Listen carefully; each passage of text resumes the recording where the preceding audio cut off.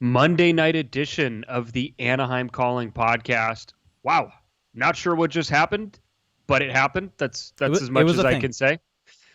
Ducks losing 5-2 against the Washington Capitals in a game that was a bit of a throwback if you're a fan of the big bad bruising Ducks of yesteryear. Definitely did a lot of bruising, definitely some bad moments. Ultimately, though, did not add up to a win. We're going to get into all of that. Jake Rudolph makes his return to the batter's box. I am back. After my weekend off, I'm back here. CJ definitely took hold of the reins in a good way. I listened to the pod, got called out a little bit by you. Thanks. But Yeah, definitely I good to be mean, back. yeah, yeah. So let's just jump right into it here. Let's hit the ground running. So before this game started, news that this is actually something that we talked about on the last podcast. So not that I'm happy that it came to fruition, but it at least demonstrates that we're not crazy here. Troy Terry scratched tonight, um, as was Josh Mahara, which Mahara I found a little interesting because I think Mahara has actually been playing decently lately, but Terry has seriously struggled this season. I think that it's fair to say that he just hasn't really been good as of late. He has 4 points on the year in 21 games, only had one shot attempt. And like I said on the last pod, this is the bad version of Troy Terry. And he's starting to pile up these games where he's just kind of absent from the score sheet or just even the overall shot attempts. He's just not doing a whole lot. And I think it was kind of time for a change to be made. I mean, you hate to see it this way. You hate to see a guy get scratched. I'm sure that he wasn't happy about that. But with Andre Kasha back in the lineup and with Devin Shore presumably just going to get a few games here and Nick Delorier playing well, it just made sense that Terry would be the one to go. And here we are. So, Jake, you, the leader of the Troy Terry fan club, how do you feel Uh, right now? I'm okay. I actually did want to briefly kind of respond and add my thoughts, seeing as I actually listened to a show that I wasn't on, Felix. Cough, cough, nudge, nudge. There's your backfire. But with Troy Terry, there was a conversation last podcast about whether it was more beneficial, I believe, to send him down to the minor leagues or to let him stay up and scratch or kind of try to fight through this and work through it. And I think that because of where the season is, because of where the Ducks are, because of it being a process, yes, there is the benefit that you can send them down and take advantage of waivers while you can and not try to burn that. And then on top of that, you also get the salary relief that you're going to be paying him a little bit less in the minors. But I think to a certain extent, I would say right now the better situation is to leave him in the NHL. Let him, I mean, if it causes a scratch, if he has to go out of the lineup to try to kind of refocus, I don't think that's a bad idea. But I think allowing him to almost work through the problems in the NHL is a good first thing, because last year was the year that he could be sent down. Last year, the expectations were a little bit different depending on who you ask going into the season. This year, it's all about progress. It's all about allowing these kids to get better. And I think that you or CJ may have said that he's kind of done everything he can in the Yeah. AHL. There's not a whole lot more for him to learn. So, in my opinion, it may not be beneficial to the Ducks' win-loss record for him to be on the team right now, potentially. But I think it could be potentially beneficial for him long-term to be able to fight through this and learn through this kind of situation. And so I don't necessarily mind him getting scratched tonight. I think especially when you look at the Capitals roster, maybe, I mean, granted he was scratched for Kasha, so I was about to say maybe they were looking at it from a more physical aspect, but if that's the case, then I don't know if Kasha even comes in, if there was potentially an injury issue with him. But regardless, I think there are times where sitting a guy out for one game, allowing him to kind of sit back, watch the game from afar, because the game looks a whole lot different from up high, from in the press box, as compared to being right in the thick of it. And sometimes being up there to watch the game can kind of refocus you. So I think that that's not a bad situation. There was some chatter throughout Ducks Twitter today of if they're going to scratch him, they might as well just send him down. I think if this is a one-off, then it's not a bad decision. And you also have to factor in with that situation that the Gulls don't play again until Saturday.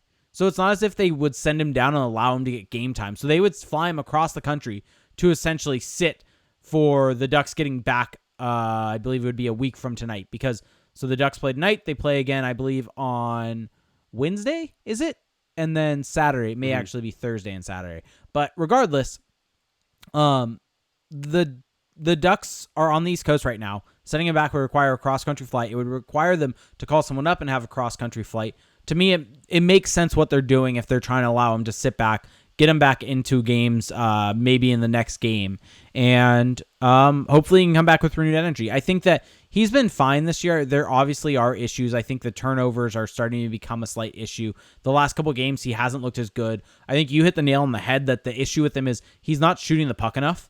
And that's something we've actually talked about, and I've even talked about it on this show as being a concern, something that he needs to start doing more. I've been one that wanted to look at shot assist more, and I need to do more tracking on that. And from that shot assist chart I did for that one singular game, you could see that he is setting up other guys. The issue is you still need to see him shoot the puck because that's how the pucks are going to go in the net. And unless you're an elite level passer, you're just not going to see the benefit from it. So he just needs to shoot more. And I think part of that is refocusing his game. And I think that that's what this is going to do. Yeah, no, absolutely. I do think that ultimately I'm with you that I think he needs to work through it at the NHL level. Going down to the AHL, we already know what he can do down there. And I really I don't know Troy Terry. I have no read on his confidence, but I would imagine that sending him down now after he made the team, this team isn't really playing that well right now, and he doesn't seem to be clearly the problem. I feel like sending him down would be really kind of rough for his confidence, and that's not something you necessarily want to mess with in a season like this. So if he continues to struggle as badly as he has lately, then maybe it would be best to send him down and just let him get another good season in San Diego. There's no harm necessarily in doing that long term if he is just not working it out at the NHL level. But I do think that this should be kind of the first priority. And if it can't work at this level, then you look for other alternatives. But this is option A. This is option A. You explore option A, and then if that's not working, then you go to option B. Exactly. So that is what we will see if this trend continues. One thing I did want to point out, Josh Mahara has put up some pretty solid numbers for Anaheim this season. He's one of the few guys who's above break even in terms of shot attempts, all of the shot-based 5-on-5 metrics that we look at. He's in the positive category for a lot of those, and he's putting up points. So, I'm not saying he can never be scratched, that he's just can't be touched in that sense, but it was a bit of a surprise to see him scratched in favor of Jacob Larson, who, whose numbers are not nearly as good. I mean, Jacob Larson at this point he's fighting it to keep a spot in the NHL. Trying to come up with the slight narrative, I guess. Look at this as maybe they thought they were going up against the Capitals. You can have so you put the worst guy on the team. Yeah, that makes sense. Yeah. Well, I think that it's they may not have wanted to put Mahara with Holzer necessarily. And so just so you know, the D pairs tonight were Larson, or actually they had Larson with Gudbranson. So that doesn't really make a whole lot of sense because they just had him go right where Mahara's spot in the lineup was. Because they had Larson with Gudbranson for a fair amount of the game. They had Gooley with Holzer, and so they had Fowler with Delzato.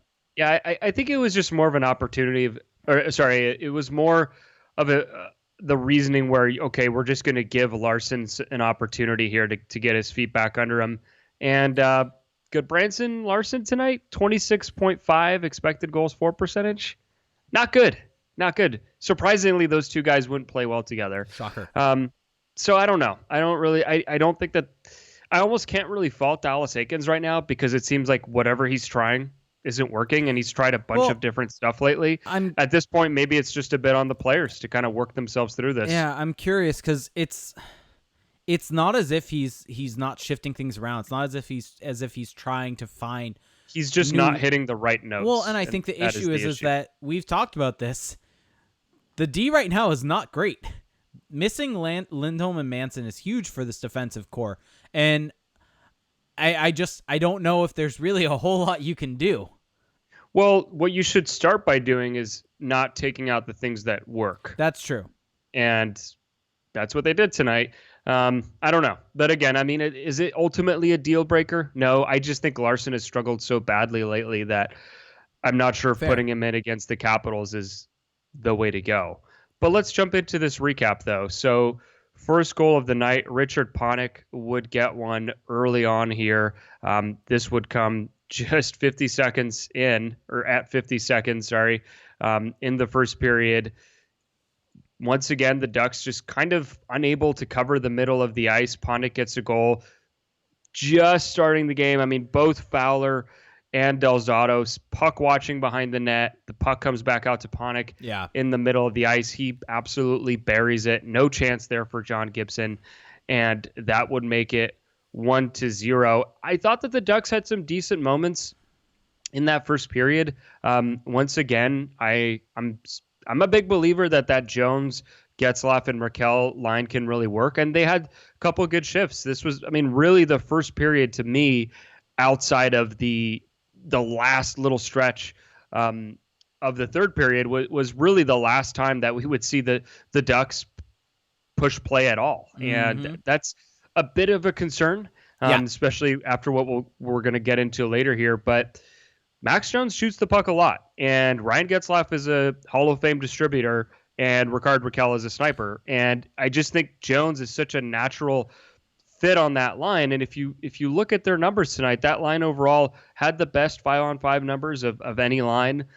16 shot attempts for, only 5 against. So they controlled 76% of the on-ice shots or shot attempts. And then expected goals for, they were above break even, 52.3%.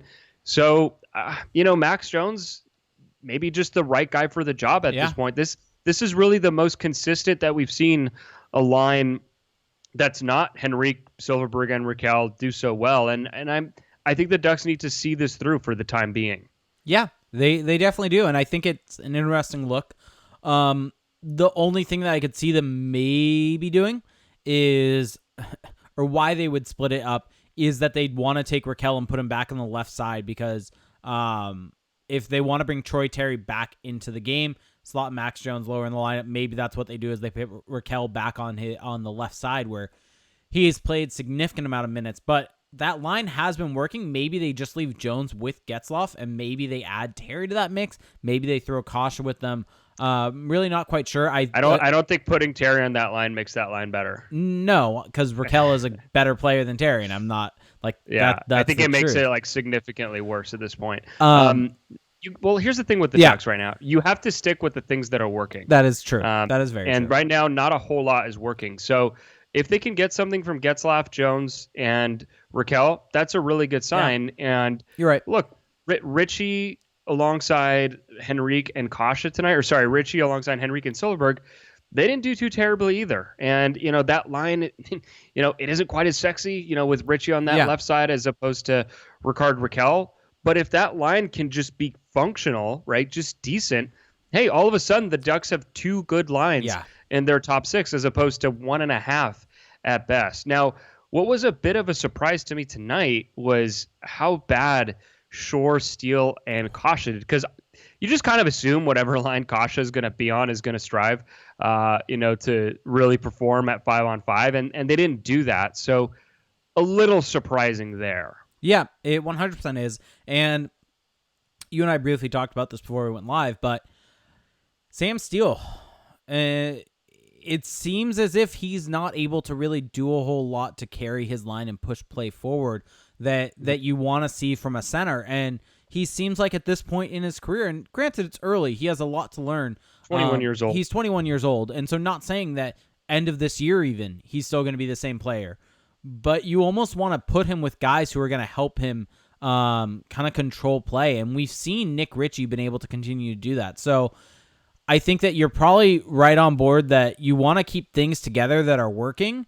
But when things are failing horribly on the other end of the spectrum, I think you need to make some adjustments to that. So if you want to keep the Jones, Getzlaf, Raquel line together, I think maybe what needs to happen is you take a look at who's on Sam Steele's line and really trying to surround him with good play drivers to help him push play the other direction and help him get the puck out of his own zone and push it towards the other zone. And now, granted, I do want to make mention that this does miss the picture of what defensemen they're out there with, which is part of the picture. And I think that if you take a look at who Steele is paired with, maybe that plays a factor into it slightly. Yeah, but he's been consistently weak in that area. True. Yeah, True. That's my concern with Steele. However, I am honestly, this top 9 look for the Ducks tonight, I'm actually a fan of it, and I think that it's pretty balanced, and they played a very good team tonight. Let's keep that in mind here. The Washington Capitals are having a tremendous start to their season, and so I'd be curious to see this team, get another couple games. That being said, the going doesn't get any easier. They play a good Panthers team on Thursday, and then the Tampa Bay Lightning on Saturday. Before we get further in this recap, as we're talking about the lines, do you want to talk about the big elephant in the room? Well, hey, Delorier, Grant, Rowney struggling on 5-on-5, but they did so good the last 2 games that we just have to overlook it, especially with that Grant hat trick against St. Louis. Yeah, I don't know what to make of that. Second period. Wait, real quick, I want to make mention of their stats for everyone out there. So if they're listening, they can understand how bad that Grant line actually was tonight. 0.03 expected goals for, only 2 shot attempts for while on the ice, 17 shot attempts against, and they were on the ice for the most expected goals against out of any line on the night at 0.83. So not only did they not generate any chances for really with 0.03, they were also on the ice for the highest amount or highest quality chances against. So yeah, I mean, I'll just put that pretty simply. 0 high danger scoring chances for, 5 against. Yep. They were about as negative as you can possibly be. And I know that people were kind of pointing at us after the last couple of games saying, the fourth line is actually good. Well, this is much more in line with what we've seen throughout this season. Look, Derek Grant, he can be okay as a penalty killer. But at 5-on-5 in this arrangement, it's not looking too good. And it's not just him. I mean, Delorier and Rowney. We kind of let Rowney off the hook in all of this because he's a better skater and we just kind of assume he's fine, but he's a part of this too. Yeah. Anyway, Ducks take a penalty early in that second period. Carter Rowney slashing Jakub Vrana, and the fearsome Washington Capitals power play that we so often reference on the show when talking about what you should do, what a power play should look like. Well, let's just say that it's a lot easier to look good when the penalty kill just blatantly ignores what that power play is best at. In this case, that would be Mr. Alex Ovechkin from the left circle, left completely What was Derek Grant doing there? Open. Well, so here's the thing that Derek Grant did wrong. I think he actually he recognizes that Ovechkin is there because his stick is there. But Evgeny Kuznetsov in the right circle does a good job of selling the shot, and that forces Derek Grant to pivot. This could actually be part of how Washington is so successful at getting Ovechkin open, because you have to remember, everyone in the entire league knows this is what the Capitals want. Yeah. They want Ovechkin to get a great shot from the left circle, but you have to get creative to get him open this consistently. And so Kuznetsov does a great job of selling the shot. But if you're Derek Grant, you're on the other side of the ice. It doesn't matter if Kuznetsov wants to shoot here. You just have to preserve your stick positioning, which was great initially, but instead he turns around, removes his stick from the lane, and that gives Kuznetsov just enough space to get the pass through. Now, Getzlaf does hold a lot of responsibility here as well, because he's just kind of there watching Kuznetsov, just lets it through. So it's a collective failure for both Getzlaf and Grant. Anyway, Kuznetsov slips it through the slot, that Royal Road area. Alex Ovechkin gets the puck in the left circle. Probably one of the easier ones he's had to score. Doesn't even have to one-time this one. Shoots it into an empty net since John Gibson isn't able to get over in time. And that would make it 2-0 Capitals. And at that point, hard to feel good if you're Anaheim. Yep. At that point in time, it was going heavily in the Capitals' favor. You just allowed a goal in the most predictable way to the Capitals power play, which granted, there's a whole lot of teams that have allowed goals in that fashion to the Capitals, but you're now down 2-0 against one of the best teams in the league that is very potent at producing offense, and you got to think that you really need to turn things around quickly if you want to be able to get yourself back into this game. And the Ducks were not able to do that so quickly. Right. So after our first break, we will talk about the rest of the second period, and then we will get into the third period. We'll be right back. Okay, back from our second break. So let's get into the end of this second period, because was it the most memorable moment of this Ducks season for all the wrong reasons? No. Now I'm trying to think about any memorable moments from the season. I mean, how can this be better than the Derek Grant hat trick? That's true. Yeah, I forgot that what I was talking about from one game ago. Yeah, well, yeah. Wow. I guess my memory's just not so good. 43 seconds left in the second period. I don't know how else to say this, but shit got crazy. The puck was being worked down low in the Ducks' end, and Derek Grant goes to clear a puck. Now, Erik Gudbranson, so I'm just going to give you the chronology of events here. So Erik Gudbranson does what he does best, throws a cross-check at Glenn Hathaway, who doesn't really have the puck yet, but he timed it so that he couldn't establish body positioning. And then Derek Grant is looking down at his feet, trying to find the puck so that he can clear it out with the clock winding down. And then Leipzig from the Capitals sees Brendan Leipzig sees a great opportunity to take a run at Derek Grant. And, it was a bit of a questionable hit. I think he took maybe a couple strides into it, definitely had time to line up his hit. But it's not really a dirty hit. It's a hard, clean hit that maybe he put a little extra on. But at the end of the day, that's what they teach you, right, in hockey. If a guy's looking down and he's got the puck, you go hit him, right? That's what you're supposed to do. Do it in a legal manner. I don't think that hit from Leipzig was really that bad. I think maybe if you want to look at frustrations for the Ducks, maybe they were high, because you could make the argument in the lead up to that situation, maybe within the previous minute or two, that there were a couple penalties that could have been called on the Capitals for interference. I believe it was maybe Leipzig or Hathaway that put a hit in on Nicolas Deslauriers a little bit late that probably could have been interference. I think there was one earlier in that sequence that maybe even could have been interference. But I don't believe that hit by Leipzig or anything in that situation was necessarily that bad. It just was the culmination of almost all of the frustrations leading up to that point. Exactly, because if you look at that hit, again, there's nothing really wrong with it. This is a trend that we've seen in the NHL, though, in the last couple of years, actually the last 5 to 10 years. Anytime there's a big hit, it just turns into a fight. Yeah. Right? You can't hit a guy hard anymore, even though supposedly hockey's supposed to be this real tough sport. Apparently, everyone gets mad when they actually carry out that philosophy. And so here's the problem, right? Gudbranson goes to stick up for Grant. Okay, fair enough, right? He gets in there, mucks it up. But then Brendan Gooley just totally abandons his post. The play isn't over yet. There's no whistle. He goes to muck it up. There's all of a sudden 3 guys on Brendan Leipzig. And bear in mind, Brendan Gooley had been going back and forth all game with Leipzig. There had been some buildup to this, which must be noted. But again, that doesn't really justify what happens here. So Gooley abandons his post. And then Nick Ritchie sees 3 guys in the corner. And he's thinking, well, hey, I better get in there too. He just completely turns his back to the play. And all the while, the Capitals have the puck in the slot. And there's absolutely no one there to challenge outside of Carter Rowney.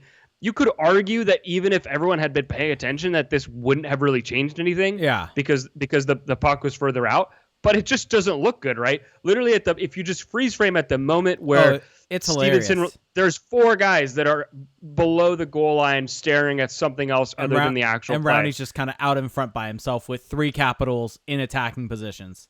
Exactly. It's not a good look. And so Stevenson rips it on net, beats John Gibson cleanly, which, by the way, trend lately, although I'm not going to hold that against him because it's from the slot. That would make it 3-0. And then the party really gets started because now that the play's dead, now it's time to just let loose. Yeah. Gloves come flying off.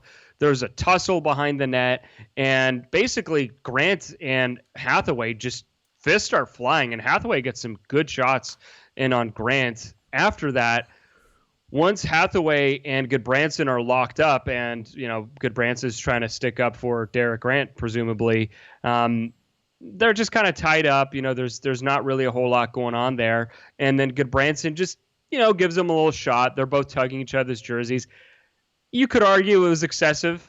I think there's definitely time for that argument. It was a very heavy jab. It wasn't just a tussle jab. It was a heavy jab from Erik Gudbranson. Gudbranson's a heavy guy. Yeah. So, I mean, it's going to send you flying. Yeah. And also, I mean, you could argue Hathaway's maybe trying to sell it a little bit. Maybe, potentially. To put my Brian Hayward cap on here. And then Glenn Hathaway decides, all right, I suppose that the proportional response to this shot is spitting in the face of Erik Gudbranson. That's the issue there. And by the way, it's Garnet Hathaway. Garnet Hathaway? What did I say? You've been saying Glenn. Just helping you out. Glenn Hathaway. Why am I thinking Glenn Hathaway? Well, anyway, good correction. Garnet Hathaway comes in, spits on the face of Erik Gudbranson, which to me is totally pathetic. Just grade school crap. I mean, it's just, I don't know. I don't think I need to really tell you why spitting at someone as an adult it's just, I don't know. It's pathetic. It's the only thing I can really say. But then Nick Ritchie seeing that, I'm not really going to fault Nick Ritchie here for seeing that and getting upset. Gets in there. He gets a penalty for third man in. All hell breaks loose. And I'm just going to recap the penalties here because I think it's a fun little exercise. So quite a few different penalties handed out here. So you have Gudbranson for roughing, Gudbranson for fighting, and then you have Gudbranson with a game misconduct. And I'm actually trying to recall now what the misconduct was actually for. Garnet Hathaway fighting, Garnet Hathaway match penalty for the spitting. Then you've got Leipzig for roughing, and then Gooley gets 2 roughing penalties, and Ritchie gets a game misconduct. So haven't done the math, but I can say pretty confidently that's a lot of penalty minutes handed out in a very short amount of time. Yeah, it 100% is. There was a lot going on there also, and I want to get the source for this, but Erica's XO is saying that I guess Hathaway is quoted as saying after the game that he got sucker punched and then spit came out of his mouth as a reaction. The sucker punch I buy because I think that was a bit of a sucker punch, honestly, from Gudbranson on him. He spit at him. That wasn't just spit coming out of his mouth. That was him trying to spit at him. I guess it came from the Capitals' Twitter status. Let me see it. Hopefully it's not a video. It is a video. So I will not be watching this as we're going on the show. But supposedly, I guess he said he spit it, or that it just kind of came out because he got sucker punched. So overall, not the best look from the Ducks in terms of letting you can't assume the play is going to stop. You got to keep going until you hear the whistle. I know that may not be popular with Ducks fans because they wanted the fight was going on, the play should be stopped, all that different type of stuff, but the play was still going on. It's not on the Capitals to stop playing. It's on the Ducks to keep going. All of the Ducks are below the goal line, and it's 4-on-1. And I mean, if that was a strategy to stop a goal, you would probably see more teams just trying to drop the gloves to stop a goal. And it just shows where their priorities were. Their heads weren't in the game at that point. Your head is to get the pound of flesh instead of stopping the goal from happening again. They cared more about the measuring contest as opposed to making a play. And look, we're all human, right? Sometimes the moment, you see the red the emotions can get the best of you. There's absolutely time for that reasoning here. And when you've been going at it with different guys for the entire game, yeah, it's going to boil over, but you're getting paid a lot of money not to make these kinds of mistakes, right? Yeah. Like this isn't Pee Wee hockey where you can just kind of shrug it off. There's a lot on the line here. And sometimes you have to hold guys to a higher standard. And I know that for fans, that's not always the most popular opinion, but it's true. The Ducks lost their cool in that one. Arguably, it wouldn't have made a difference either way. But it's just a terrible look for a team that's trying to forge an identity as being more disciplined. There's really not a whole lot of evidence to this point that the Ducks are actually a more disciplined team. whatever Dallas Eakins is preaching in that regard, if he's preaching anything, it doesn't seem to be working out. Yeah, and there are going to be people out there that want to say that, well, this was them sticking up for their teammate, all this other different type of stuff. Yeah, which is fine. That's fine. Absolutely fine. Just do it after the whistle. Yeah, exactly. Do it after the whistle. Play until the whistle is blown. You're trying. They were trying to almost in a way. I don't think they were consciously doing this, but in a way they were trying to. They were getting a whistle for the play behind the net. They wanted to have the referee blow that play dead for that, instead of playing until the play is dead, basically until it's gone. And that's my main issue with that from a perspective of being a Ducks fan. If the players want to go out and stick up for their teammates, I'm not the biggest fan of fighting really anymore in the game, but I get it. You get in the heat of the moment, you get frustrated, you want to stand up for your teammate, you want to do whatever you can there. And what Hathaway did was despicable and awful, and I get why Richie jumped in like he did, and I get why Gudbranson would react the way he did. But all of that needs to wait. Keep playing. Keep on playing until the whistle is blown. You cannot, if one of your guys is engaged with one of them, if it was just it was Leipzig behind the net. So if it was just Gooley and Leipzig, fine. If they want to go and drop the gloves and the rest will blow the whistle. Everyone else needs to get their head back into the game, though. And they need to be focused on stopping a goal from happening, because they weren't, and a goal was scored. And at the end of the day, winning that fight does not win the game. Scoring more goals than the other team does. Look, I'm fine with sending a message between whistles. Look, I get it. I get it. It's a long season, and sometimes there's emotions, and you need something to just spark the group, right? It's totally understandable. But again, like you're saying, it can't come at the cost of actually winning the game. That is not a good trade. And that's a clear example of discipline. And the difference thereof. Yeah, because being disciplined means you wait to do that. You have the discipline to keep playing. You have the discipline to understand that there is still hockey going on. Yeah. Take a note, right? Note the name on the back of the jersey number, and then when the time comes, do what you got to do. Totally fair. Prospect chimes in saying, solid take on scoring more than the other team there, Jake. Yep, I know. I'm full of great takes there. Well, speaking of scoring more than the other team, third period, Ducks with some opportunities to tie this one up. Shockingly, the power play does not deliver. And then Jakub Vrana. I mean, this is just, Brendan Guhle.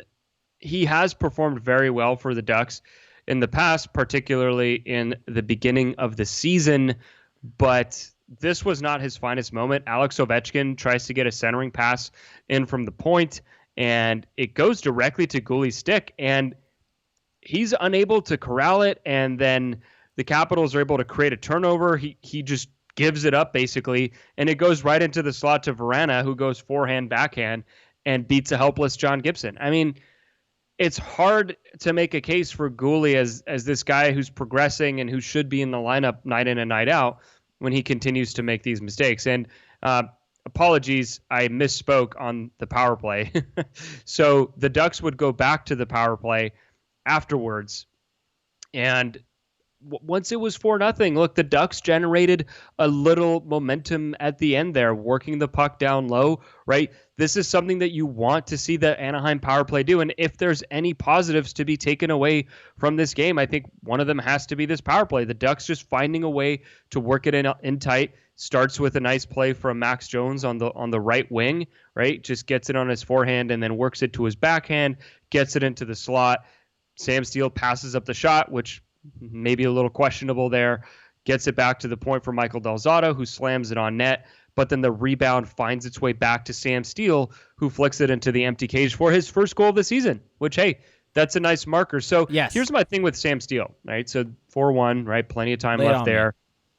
I think Sam Steele, this might not be fair, because I think his numbers are just as bad as Troy Terry's when you look at on-ice results, but I think he's done just a little more than Troy Terry this season. He's got more points, and I know that we can certainly say that points are a flawed way to look at player performance, but hey, it shows that you did something right in that moment. And some of his assists are secondary assists, but I think he he's found ways to be a little more impactful on a consistent basis. Again, the bar is very low here. Neither of them have been that great, but some people saying, well, maybe Sam Steele should spend time in the AHL. Again, same thing with Terry. I feel like you got to give him time to work it out at the NHL level. What do you think of Steele here? Yeah, I think he just needs time. I mean, I think the whole thought process that I had with Troy Terry, honestly, I apply that to Max Jones. I apply that to Sam Steele.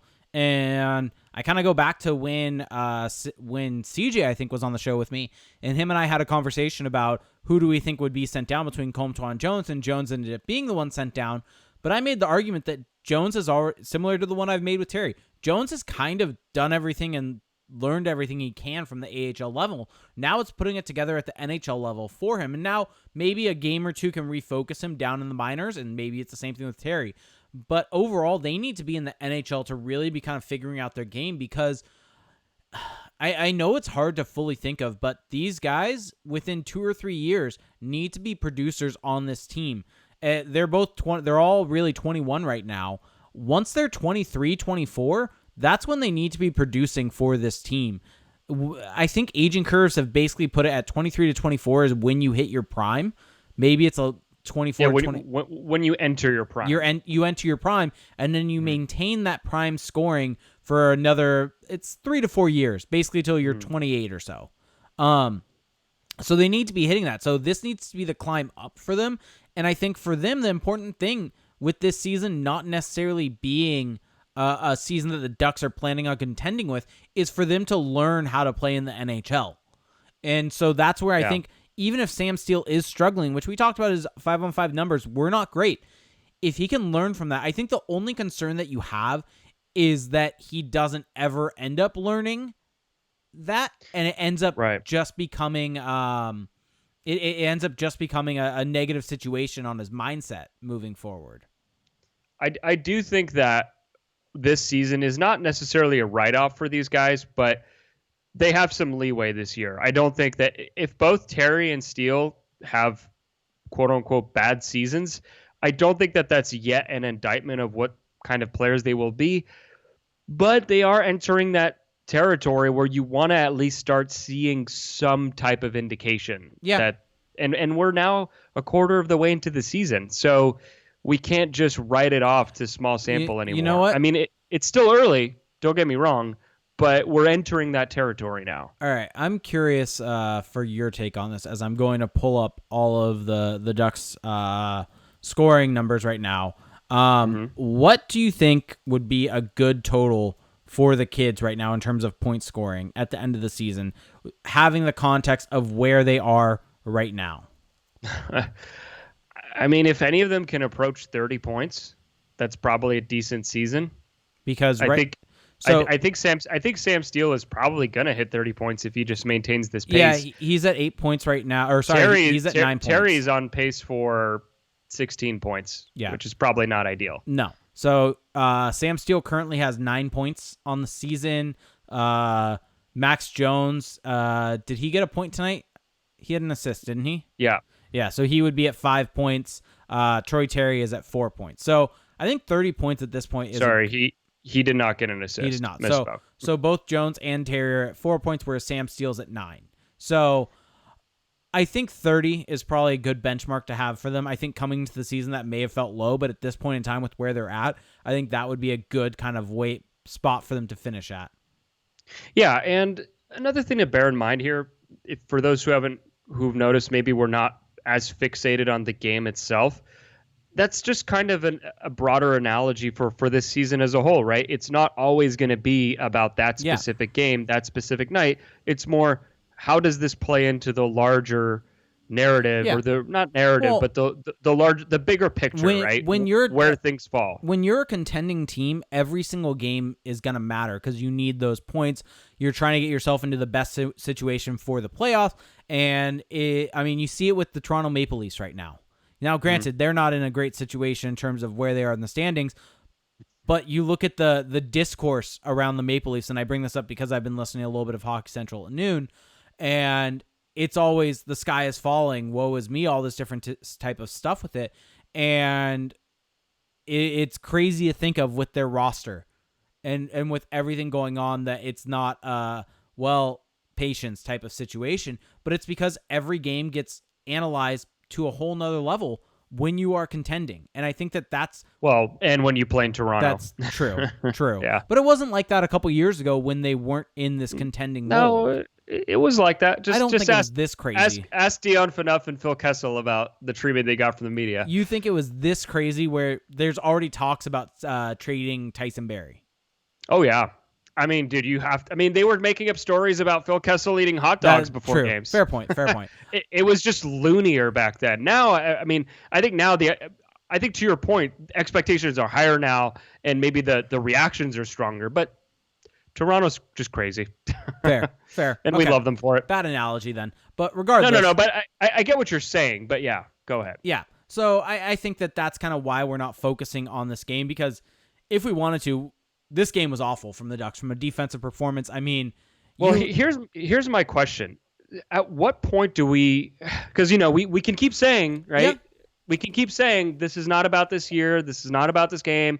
And I think that's largely true. But at the same time, the foundation is being laid in front of us, and it doesn't look great right now. And granted, missing Lindholm and Manson, all caveats included here. I think that is the absolute key here is how they look with those two.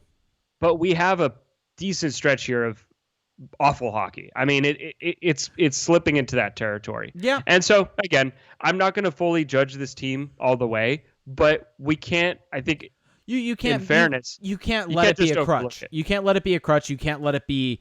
You can't just overlook it. Yeah. You can't just explain it, or not explain it away, but essentially say it doesn't matter, because at the end of the day, they're not playing good hockey right now, and their numbers are showing that. And I think the thing is, you can look at it and understand why that's happening, but you also do want to see improvement on that, because on the whole tonight, the numbers were not good. 1.59 expected goals for, 2.85 expected goals against, 46 shot attempts for, 54 against. Granted, it was an improvement with how their numbers were against St. Louis at 5-on-5, but not good. Not good at all. On the other side of our second break, we're going to wrap up this recap and then get into some listener questions. We will be right back. Okay, back from the second and final intermission. So, just to wrap up the recap here, Nick Deslauriers gets on the board, and I believe that it was his first goal of the season, first as a Duck. Exciting. Very cool. I don't know if that sounded fabricated. Whatever. Maybe, just a little. Interpret it as you will. Really nice zone entry here, though. Ryan Getzlaf with a nice drop pass to Rickard Rakell, who recognizes that Getzlaf is looking for that option. I think that those two just have a really nice chemistry together. I really do enjoy watching them play. And it's a nice entry by Rakell, but I think that the MVP award on this play goes to Getzlaf, who just goes into the splits to stay onside, and giving Rakell the opportunity to carry it in. And Rakell sees that Nick Deslauriers sneaking in backdoor, just kind of floats a pass into an open space. And then I don't think Deslauriers' stick even touches this. It just kind of goes off his skates and then finds its way through the 5-hole of Braden Holtby. So Deslauriers scores in maybe the most Deslauriers way possible. I guess, maybe the most Deslauriers way possible would have punched the puck into the net. Either way, he gets on the board, makes it 4-2. And hey, at that point, just under 2 minutes left, you're thinking, okay, maybe the Ducks have a chance here. Instead, though, as soon as the Ducks would pull John Gibson, offensive zone faceoff draw, they lose that one. And the Capitals are able to clear the puck from their zone, goes off of Tommy Wilson and into the empty net. Not sure why I said Tommy Wilson. Yeah, I was going to say. I think Pierre Maguire has infected my brain, because if you watch NBCSN, he exclusively refers to him as Tommy Wilson. I don't know if Tom Wilson even goes by Tommy Wilson. Anyway, Ducks lose this one 5-2. I think that those final minutes are a little encouraging, but overall, this is a tough one. And again, they're playing the not defending champs, but 2 seasons removed. They're playing the team that's first in the Metropolitan Division. They're playing they're playing a loaded Capitals team. So we don't want to make too much of this result. And the numbers overall, not nearly as bad as against St. Louis. I think that is encouraging. there's little pockets of positive to take away from this one. But overall, I think just the way it happened, it kind of leaves the sour taste. Yep, 100%. So I think it's time to get into some Twitch questions. So for those of you watching the recorded version of this show on YouTube or listening to the recorded version of this on your favorite podcast services, whether that be Spotify or Apple Podcasts or any of the other ones out there, we do a live stream of this show each and every time at twitch.tv/acpod, where you can tune in live and interact with us. And you can also help support the show. If you have Amazon Prime, you do get Twitch Prime, which means you have one free sub each and every month. And with that sub, you will get special emotes in the chat, a special badge next to your name. And if it's a crazy busy night, we will prioritize your questions. And I do want to give a shout out to Good Guy in Sports. Alex, good friend of the show, has subscribed for the first time. And Fernando9725 has subscribed also to the show. So thank you both so much for helping support the show. It really helps out more than you can imagine. And after 30 days, just for you out there that have subscribed, you do have to hit that subscribe button again. It's above Felix's head, I believe. Felix, want to point up? He looked up. There we go. All right, so let's get into some questions. So Erica's XO asks, do you think that they will bring up Sprong? I don't see why they wouldn't at some point. At some point, it's got to happen. I know that I've been adamant about I don't think we see him, but the more Troy Terry struggles, the more Andre Kasha gets scratched for unknown reason. Yeah. I think that it's worth a look. It's worth a look. Why not? I mean, look at Daniel Sprong in the AHL right now. He's got 10 points in 14 games, only has 4 goals, and is a -8, which I know everyone's going to roll their eyes at. But he's got 52 shots in 14 games. He scored a nice goal, I think, over the weekend also. It was 52 shots is a lot of shots in only 14 games. I mean, he's averaging almost 4 shots a game. Yeah, that's a lot. Meanwhile, Troy Terry can't even get a shot attempt some games. So, yeah, I think that he kind of brings what they need a little bit, a winger who just loves to shoot and is looking to create offense. He's only got a 7.7 shooting percentage in those 14 games. So I think that the 4 goals, I mean, seems to me just more of bad luck than anything else. Admittedly, I haven't watched the goals that closely, but I think that at some point, look, if they're going to keep losing these games and if Lindholm is going to stay out, they got to start rolling the dice a little bit. And I think that Daniel Sprong, this is a pretty clear-cut opportunity for him. Yeah, I agree. I think at some point he's bound to get a call-up. We'll see when it comes. Honestly, they should just not use the 4th line in the way they've been using it and put him there. Yeah, no, yeah, absolutely. Honestly. I mean, that's the thing is it doesn't have to come at the cost of benching Troy or scratching Troy Terry or sending him down or Andre Kasha. Yeah, I mean, that could be the swap that we see happening, though. I mean, if you think about it logically, because the 4th line is this monolith. It's not getting changed. The 4 guys in that rotation, they're just they can't be moved for whatever reason. If you listen to Brian Hayward, other teams are trying to avoid having their top 2 lines matched up against the 4th line. Yeah, pretty sure it's the opposite. Yeah, 100%. So, assuming that, right, you're only really talking about one spot here. And look, I mean, it's obviously unfortunate if Troy Terry has to be sent back down after a feel-good start to the season, but it may be best for all parties involved. Get Daniel Sprong a little motivation, get Troy Terry some confidence back as well in the AHL. Hey, maybe that's the fix there. Who knows? Yeah, maybe. Maybe that will cure all that ails the Ducks. So, Alex asks, will we see Ryan Miller on this trip? I'd imagine he gets one of the 2 Florida games. Yeah, probably. I mean, it would make sense. Although, I mean, no back-to-backs, so... I could still see them just for load management purposes. Yeah, I mean, that's the thing, is especially after the last couple of games where Gibson was outstanding against St. Louis. I mean, he's really the only reason they won. And so, yeah, I mean, it wouldn't make sense. Yep. Certainly. Hitman Snipes 12 asks, will the Ducks be Cup contenders before Getzlaf retires? Well, how much longer do we think Getzlaf plays? Because he's 34. I could see him. I mean, he's a guy that I really don't have a good read because I feel like people have said he's not a guy that really cares about lasting a long time, that he'd rather go out on his own terms than kind of He doesn't want to see himself degrade. Yeah. I could see realistically another 2 to 3 years for Getzlaf. 2 to 3. Well, his contract is up in 2 years. So The question is, does he re-sign after this contract? yeah, I mean, if you want, I think it depends where the team is trending. It's a Solani situation. If he wants to come back, they'll get him a contract for him. My question is just, I think for him, knowing that he's a proud guy and that he's been part of winning teams, I just don't know if he wants to stick around for this, if it's going to be 2 more years of this. He's not going to, I don't think he's leaving the Ducks. He's come out and said how important being a one-team guy is. Oh, no, I know. I'm just saying, like, I'm not saying he's leaving the team. I'm saying if it's, the end of his contract and the team, there's no clear sign of progress. And maybe, he's had a long career. There's got to be some bumps and bruises in there. Is it worth continuing to go through the grind? Hey, maybe he just loves the game so much that it doesn't matter. But, it's, you want to give him a reason to come back as well. Yeah. But realistically, do you think the Ducks are contenders before he retires? 2 years? 3 years. I would probably bet against it.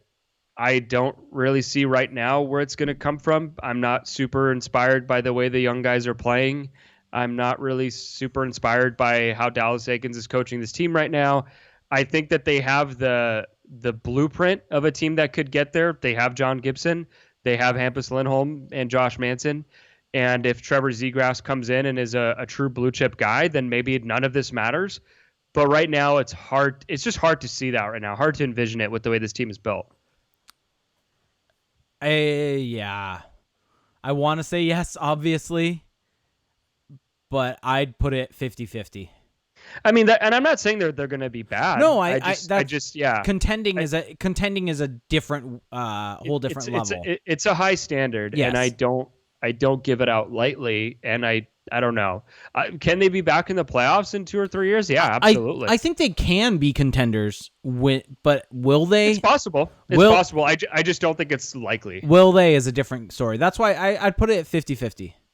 But we'll see. Hey, a lot can change. Yep. A lot can change in 2 or 3 years. Fernando9725 asks, without Lindholm and Manson, what do the Ducks need to do to be better defensively?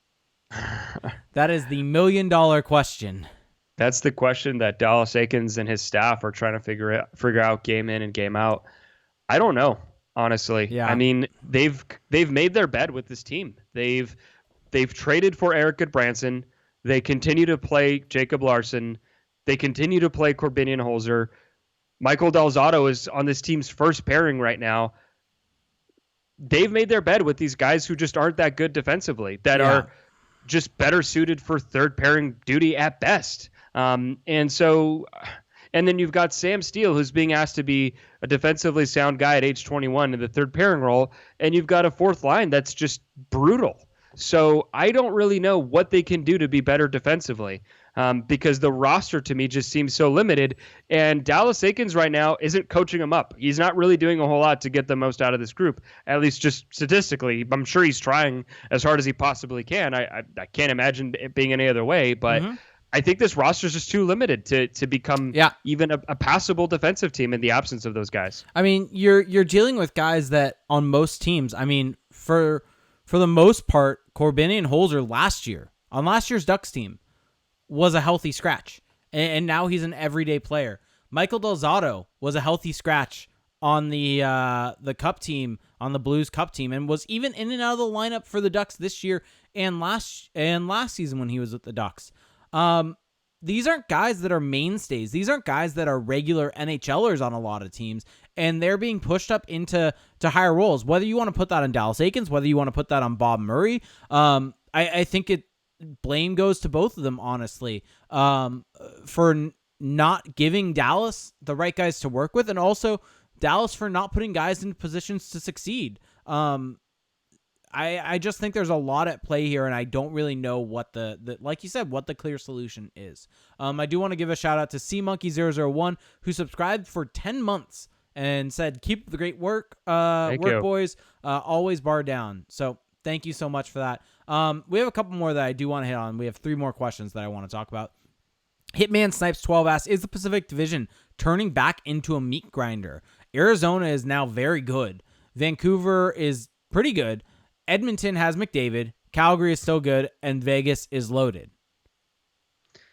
Yeah, I mean, Arizona joining the fray changes a lot of things, and Arizona has been good this year. And McDavid playing like he's been playing also changes the conversation. I am still waiting to see where these Oilers go. Agreed. I'm not ready to go there yet with these Oilers. They're still not that great overall, but they have the points. They've banked the points. Oh, you're talking standings wise. Yeah, I mean, sure. I guess we viewed that question a little bit differently between us. Well, and the thing too is that with the Oilers, we can talk all we want about their depth and this and that. I think it's an easy argument to say that they're going to fall off at some point. But do you want to be the person that bets against Connor McDavid and Leon Draisaitl right now? I mean, if there's any two guys who can just single-handedly will a team into the playoffs, it's these guys. And they're doing it right now. I mean, with the points that they've banked, they're probably going to make the playoffs. Yeah, which is crazy. And don't forget Vancouver in this mix. I mean, Vancouver might be the best of these three teams that we talked about. Arizona. I don't think there's a question. I think Arizona is better than Vancouver. Well, Vancouver is much better at 5-on-5 if you look at the underlying numbers. Damn it, I haven't looked at them in a while. That is actually surprising, to be honest. Yeah. I mean, it is. All of this is surprising. I mean, I don't blame you for not having that fact just burned into your mind because it's not what we've come to know of these teams. But Vancouver right now, in expected goals for percentage, they are fourth in the NHL. They're right behind the Carolina Hurricanes. I didn't think that those two teams would be in the same stratosphere before the season started. Arizona is 21st, which is not terrible. It's not great. Yeah, that's taking a downturn of late then, because last time I checked was a couple weeks ago. I mean, Arizona is competitive though, and they're kind of middling right now. But like, you've got two teams in Vancouver and Arizona that are pretty good to very good. With Vancouver, you've got the one-man show in Edmonton, or the two-man show, and then, like the question alluded to, you have Vegas that isn't playing great as of late, but you kind of feel like they're a sleeping giant, and then Calgary at some point maybe wakes back up. And then San Jose, San Jose has won 6 games in a row. So it's a meat grinder. I think we found our way to the conclusion here. There's your answer. Great stuff. All right. So NJ Devils fan 68 says, question, who would you call up to the Ducks? I think the simple answer is Daniel Sprong, but I do want to make mention that Kiefer Sherwood has had a real good start to the year in San Diego, and he would look real good on the Ducks' fourth line if they are trying to really keep that fourth line looking the way it is. Yeah, Kiefer Sherwood has 13 points in 14 games for the goals. Mm-hmm. He's a legit first-line producer in the AHL. Yep. I think both Sprong and Sherwood are making very strong cases for, especially if the Ducks are out of it, let's say by the All-Star break. I think we see those two up to end the season. All right. Actually, I have a thought real quick that we'll get to after this question. Okay. So, Hardcore Luchador, our good buddy Sean, said, question, I'm very concerned that the Ducks are being disrespected by the teams they are playing. A lot of dirty style hits, Wilson, Slewfoot, and goalie tonight, and I know that they haven't done much to be respected, but damn, we need a power play to ward that off. Is that still a question? I think Tom Wilson is generally dirty. Yes. So, I think the Ducks are just the latest victims. Yep. It would be nice for the Ducks, though, if they could make teams pay, which they did tonight. Sam still got a goal. Yeah, a little bit too late, though. They could have definitely used one of those earlier. Well, that's the problem with this power play, is that when they have the last few games, they have had very clear-cut opportunities to make the other team pay, to really damage the other team's chances, and they've come up flat in those moments. And you could argue maybe it's easier to score, to play more freely when the game's kind of over already. I don't know. It's interesting. Yeah. I don't really know how much of these dirty style hits, because I'm assuming Sean's probably also talking the fact of Gibson getting hit by I am spacing on the Sundqvist from the Blues last game. Fine. And I think it's just two clear examples coming right after each other. I don't know if this is a trend necessarily as much as it is just two events happening near each other. So I don't really know if this is What did you make of that Sundqvist hit, by the way? I think a fine was the right call. I think not having really taken too deep of a look at the hit, it was a penalty from a specific angle. You can almost see him. You can almost see him catching the shoulder first, and I think maybe that's why there is a fair amount of head contact, but not. I don't think it's the main point of contact, and so I think that's why maybe they gave it a fine. Also, the fine was for charging. So I don't know. Make of that what you will. I think a fine was probably the right call. Yep. So the thing I wanted to mention. So the Ducks right now are not trending in the positive direction. I'm not saying that they're going to tank or that they should tank. And so he returns. No, not going there. But let's just say the Ducks are in their same situation that they are right now in terms of the standings come February. Do you think the Ducks sell off any of these guys or try to sell off any of these guys? Here are the pending UFAs. Mm-hmm. This is way too early trade deadline talk. But real brief before we close up. Nicolas Deslauriers. I mean, what are you going to get for him, though? That's the real thing. Is the question. Maybe a 7th? You recoup a 7th for the 4th? I don't know. Derek Grant. Ooh. Derek Grant could fetch you like a 4th round pick. Yeah, he's moving up the trade ladder. Maybe. Maybe it wouldn't be popular, but maybe. I could see Grant getting moved. He's a guy who's moved around a lot in his career, so this wouldn't be anything new to him. But Derek Grant is like quietly 29, and he's gonna be a UFA after this year, like you mentioned. So, what's his next contract gonna look like? I think it's gonna be the same.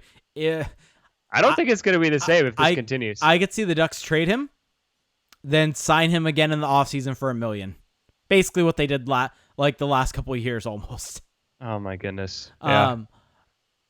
2 more. Corbin and Holzer. Trade. Do you think he trade? Do you think?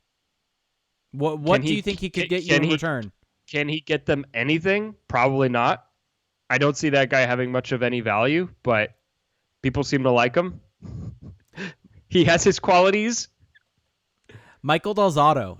Here's the real question with Del Zotto. Stanley Cup champion. Does he get you more of a return this year than he did last year if they were to move him?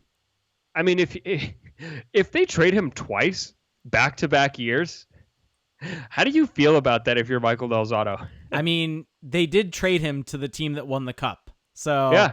I wouldn't be too mad if I was him. I would feel very good about that move and that I was happy also to come back to the Ducks in the offseason. I mean, Del Zotto got a very nice, very, very nice treatment by the Ducks of being moved from Vancouver to the Ducks. And then he went from the Ducks to the Blues, won a cup, then was able to sign back in Anaheim and live in Newport Beach. Yeah, I mean, he's living a great life just based off of his Instagram. So if you trade Del Zotto, Holzer, Grant, and Deslauriers, what is the sum of those parts? Couple picks. Like 4 7th-round picks? I think you could get a couple 4ths. A D-plus prospect? Like, what are we... and that's the argument for not doing it. Yeah, you don't get a whole lot back, but at the same time, these guys don't really have any present value, or at least they don't have any long-term value. There you go. So who knows? Mm-hmm. Who knows? Way too early trade talk.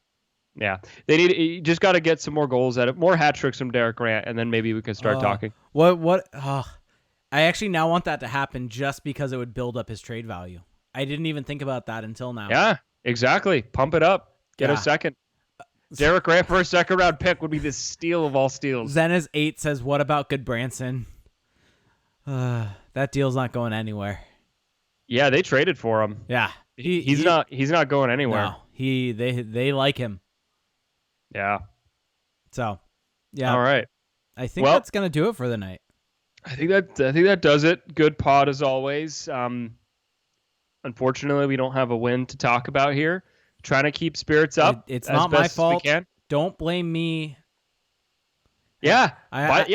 Let's make a note here. Ducks lose on the pod that Jake isn't on. Or sorry, the Ducks. Yeah, Ducks lose when Jake is on. Ducks win when Jake is off. Correlation is causation, folks. Anyway, that is going to do it for us tonight. Thank you so much for listening. Check us out on Patreon, patreon.com/acpod. $1 a month, you get a patrons only chat, and that is in Discord. We may try to expand that feature. I'm thinking Facebook group, but this is the first time I brought it up to Jake, so we should probably talk about this afterwards. $5 a month, 2 bonus episodes, and I believe, again, haven't talked about this either, we're probably going to record a new one this weekend, maybe the weekend after. Yeah, probably this weekend. Yeah, because Thanksgiving is next week. My birthday is this weekend, so get your birthday wishes in now if you would like. So yeah, that's at patreon.com/acpod.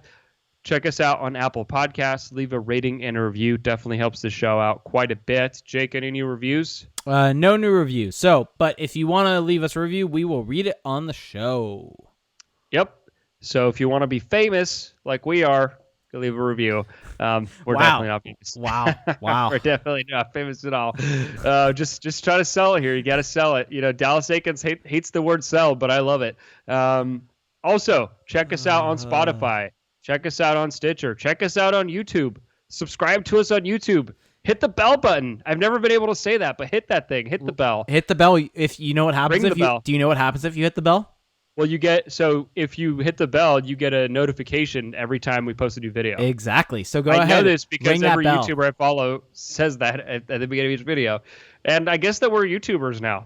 Ring that bell. Not sure what that was. It's a song.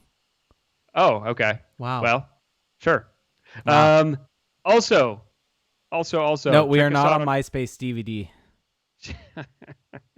Check us out on Twitter. Jake is on there at ReindeerGames91. Rankings should be up this Friday. I am on Twitter at Felix_Sicard. I am doing a player grades article at the 4th period, which will be up this week. So that should be up. And I'm very torn about this one. I'm in the process of writing it, and giving out these grades is a challenge. I keep getting texts from Felix saying, "I'm giving this guy this. What do you think?" Yeah, it's hard. It's not easy. I think picture doing an article every week ranking guys. Yeah, well, can't wait to see what you've got this week. Damn it. So that will be it for us tonight, guys. Thank you so much for following along. Of course, check out AnaheimCalling.com. That's home base for all of this. We will be back Thursday night as the Ducks try to take down the Florida Panthers. The Joel Quenneville-led Florida Panthers. That is at 4 p.m., so it's going to be another one of these earlier shows for you live listeners. So make sure you're prepared for what should be East Coast viewers can actually watch us. Yeah, exactly. So we will talk to you then. Thanks for listening. Bye.